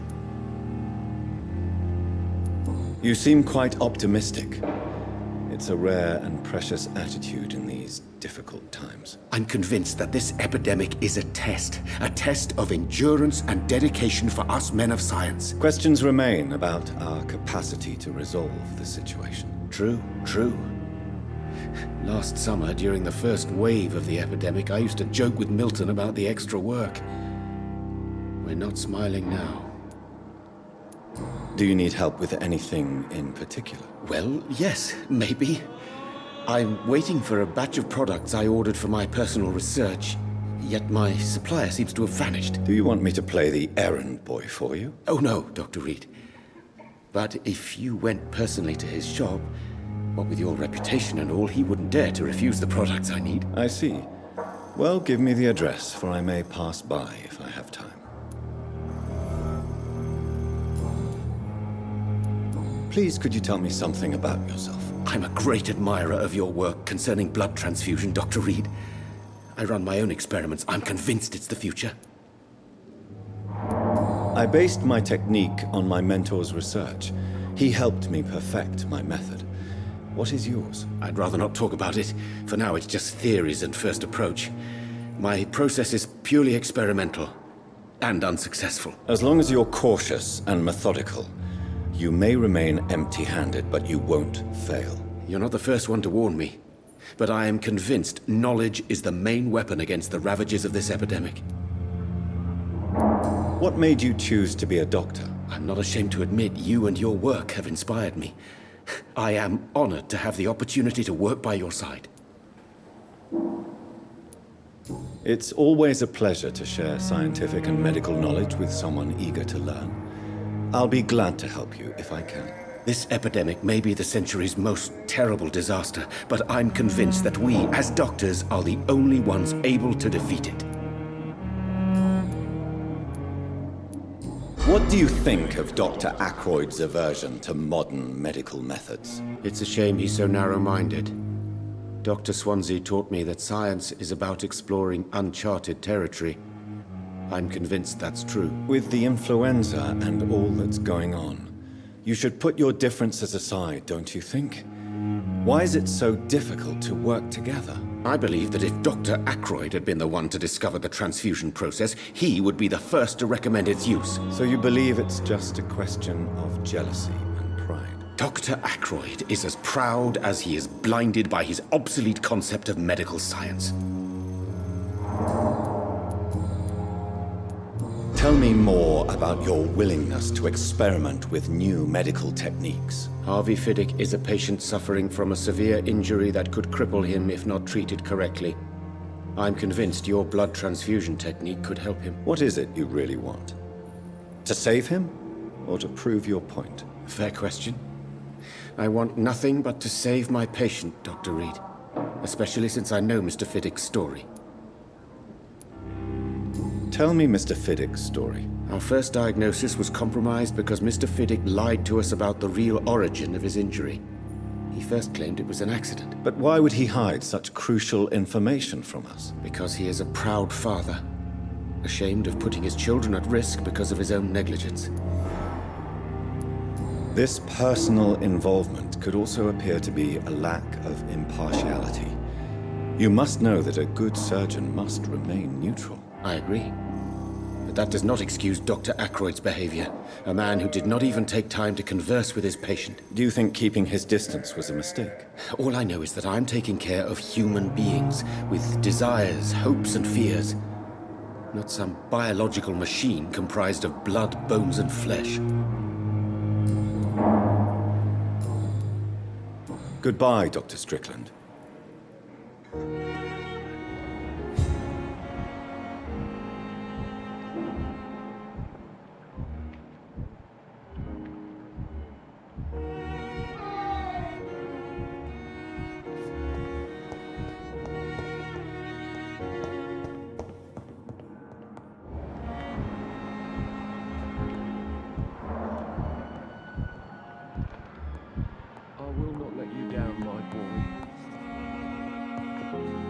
Good evening, sir.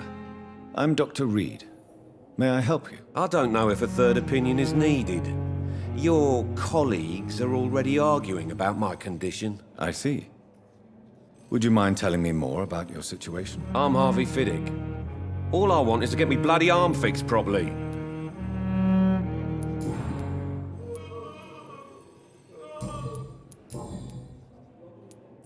Tell me about yourself, Mr. Fiddick. I'm just a regular guy waiting to get his arm fixed, so I can return to work and to my family. I was more curious about what you were doing before being hospitalized. I'm a carpenter, and a good one too. But that means I need both arms to feed my family, Dr. Reed. Are you satisfied with your treatment here? Well, it's clear that I've chosen a bad time to be injured.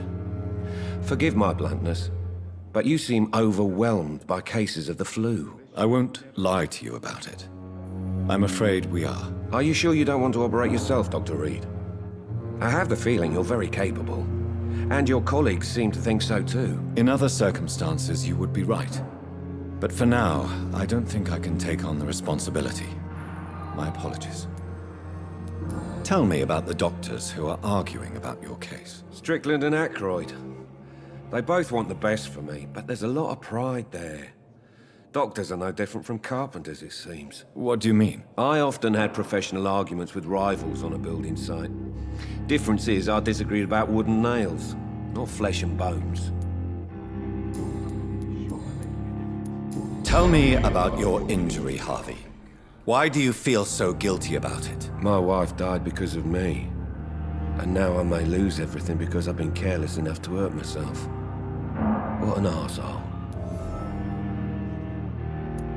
How could your job be responsible for your wife's death? I was working a double. She went out to bring me a hot meal and got caught in a German bomb raid. You can't hold yourself responsible for your injury, Mr. Fiddick. Unless you tried to hurt yourself. Of course I didn't hurt myself. But I can't work until my arm is fixed. My children need to eat, Doctor. Tell me more about the death of your wife, Harvey. 1915. I was in the army. Building workshops for the Royal Flying Corps. Helen was happy I wasn't sent to the front. What happened? The Germans sent Zeppelins to bomb the construction site, but they missed their target. My wife was bringing my dinner when the bombs fell. How are your children after losing their mother? They were smaller then. The only good thing about this is my Helen didn't bring them with her that night. I'm sorry for your loss. So many died during the bombings. I served in France and witnessed the carnage there. I would like to say that she didn't suffer. Truth is, I have no idea. I just know that I'm all that me kids have. Poor little bleeders.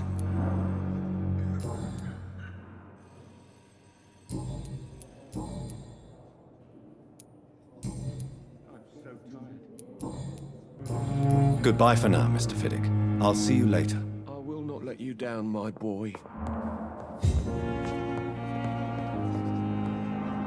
Good evening, Dr. Strickland. And good evening to you, Dr. Reed. Can I be of any help? Goodbye, Dr. Strickland.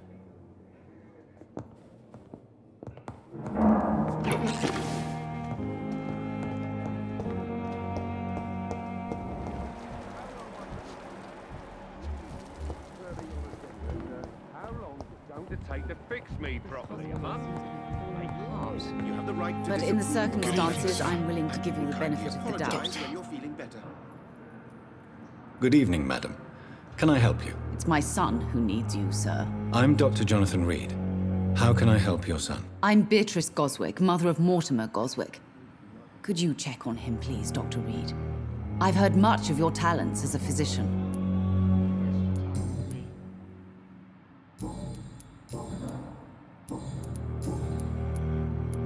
What can you tell me about yourself, Mrs. Goswick? Not much to say. Just take care of my Mortimer and I'll cover all the expenses. That's all that matters. Good evening, sir. Are you really that rich? Most of the patients here are of a more humble origin, if I may say so. Yes, thanks to my husband. May he rest in peace. I can cover any needed medical expenses. May I ask if you have an occupation, Mrs. Goswick? I'm a teacher by profession. I teach young women who are more ambitious about their futures than their families. What do you think of your reception here? Any complaints? I have had the uttermost reservations about this hospital since we arrived. But we had no other choice, considering the state of emergency. Is there something in particular that's bothering you? Some of the staff were not especially welcoming. I suspect they're not accustomed to dealing with patients of such social standing. Tell me more about your arrival at the Pembroke Hospital. What gave you such a bad first impression? The ambulance driver was quite rude, for a start. And that nurse, Miss Hawkins, seems to have quite a dubious attitude. What do you mean? She managed to secure a bed for my son despite the epidemic. It was a relief, but it wasn't cheap. She charged you for a bed? Yes, and I paid without question, considering the urgency of the situation. I share your concern, Mrs. Goswick. Be sure that I'll talk to the people involved. I don't expect compensation, Dr. Reed. but I'm aware such behavior would not be tolerated in other hospitals.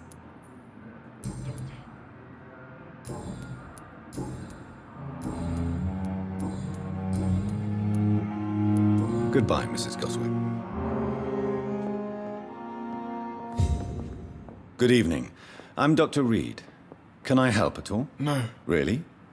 Why are you here, then? I don't want to talk. My throat hurts too much. I suppose that this pain is the reason you're here. Is someone taking care of you? Yes. And no. Could you at least tell me your name, sir? Mortimer. Mortimer Goswick. How painful is your throat, Mr. Goswick? So painful I'd rather not talk at all, Doctor. I'm sure you realize a doctor and his patient have to communicate, sir. Would it help if I gave you some paper and a pen? Not really. I see.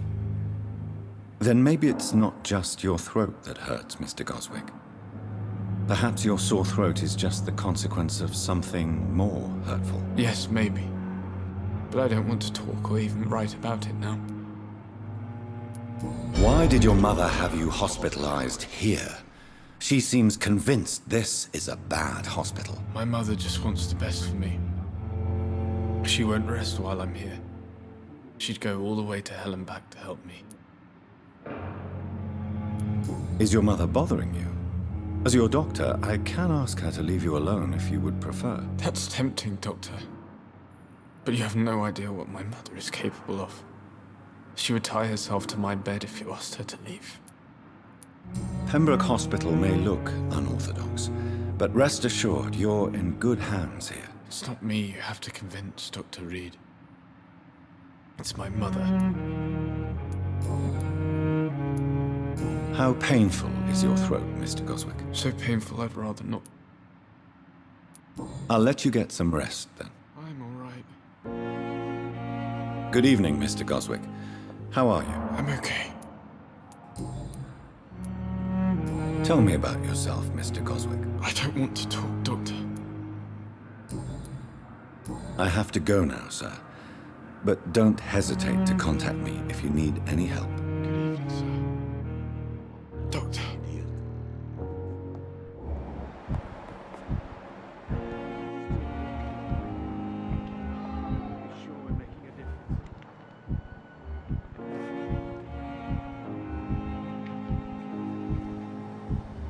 I will not let you down, my boy.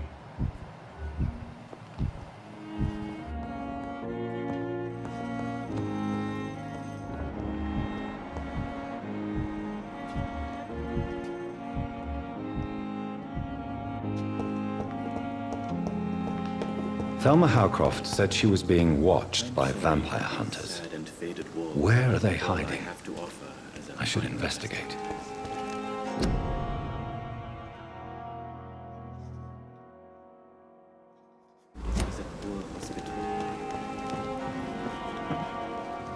Good evening. I'm Dr. Reed. Always a pleasure to meet a colleague, sir. Especially when he was supposedly dead. A colleague? Are you a doctor too? Not anymore, sir. I used to be Dr. Rakesh Chadana. Now, I'm just Mr. Chadana, pawnbroker and humble guardian of this morgue. What do you mean, you used to be a doctor? Was your license revoked? No, sir. It is just that I like to be precise. I run a little pawn shop while taking care of the dead. But I used to be a real doctor.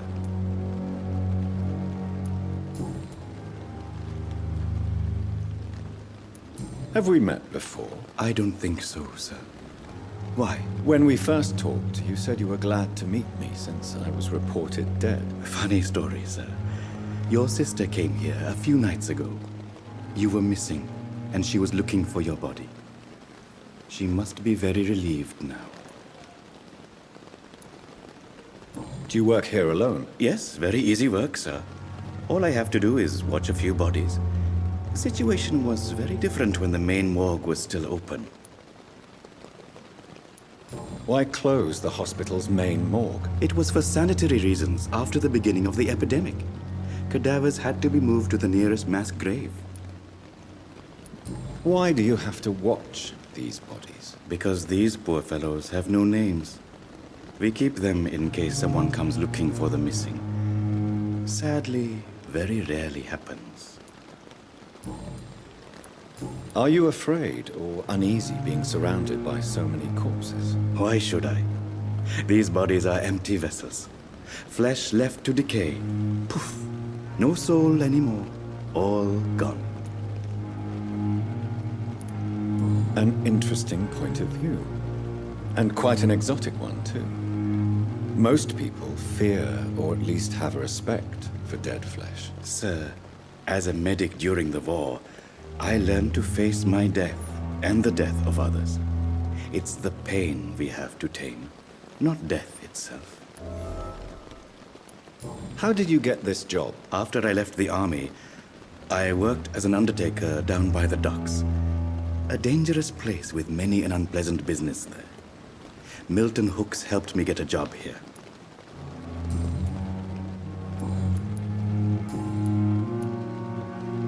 A pawnbroker? I expect you get all types of people here. Yes, sir. All kind of people. For I sell all kind of goods. Who comes here to trade with you? It's very unhygienic, even unsafe. Diseases can spread. For the customers, for the hospital. I'm very cautious, sir. I've been a doctor, remember? And all my clients are good people. In fact, I think I only know good people. What kind of goods? With the quarantine, it's not always easy to buy things. So I trade, I exchange. Some people sell, some others buy. I like to help. Since you're not afraid of dying, do you believe in life after death, Rakesh? No. I believe we must do all the good we can while alive. For our time is short, and the obstacles are endless. Do you think you would enjoy immortality as a concept? I don't think so. Don't mistake me. I love life, and I'd like to live a long life. But everything has to decay, sir. Even goodwill. So you're ready to die? No, I am not. I don't fear death, for I won't see it. What troubles me is the pain my death will inflict to those I know. You're a wise man, Mr. Chidana. No, Dr. Reed. I am a foolish man. But I like to think otherwise. Do you really believe goodwill cannot last? As I said, sir, everything decays. If I was to never die, goodness, I would be bored or worse. And I like to be helpful, sir.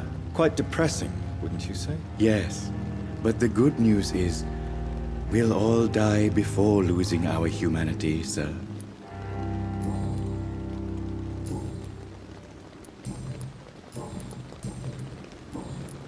Please show me what you have to sell. Of course.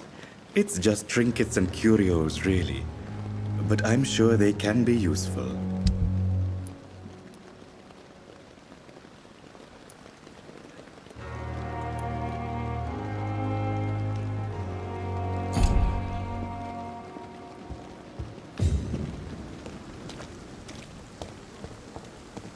I cannot enter.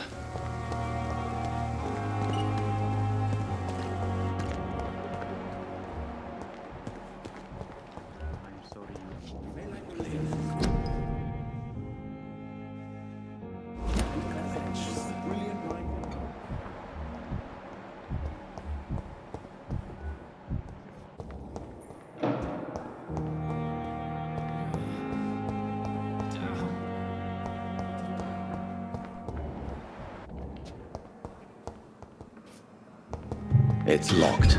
It's locked, all right.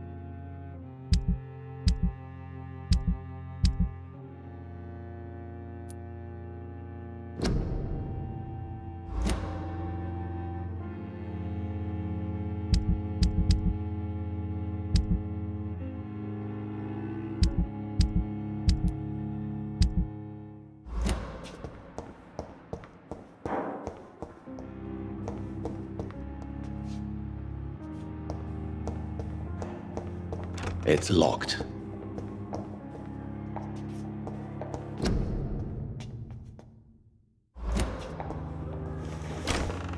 This must be the place. It's definitely away from prying eyes. Relegated to the shadows. A kingdom of my own. At least I won't be sleeping in a coffin.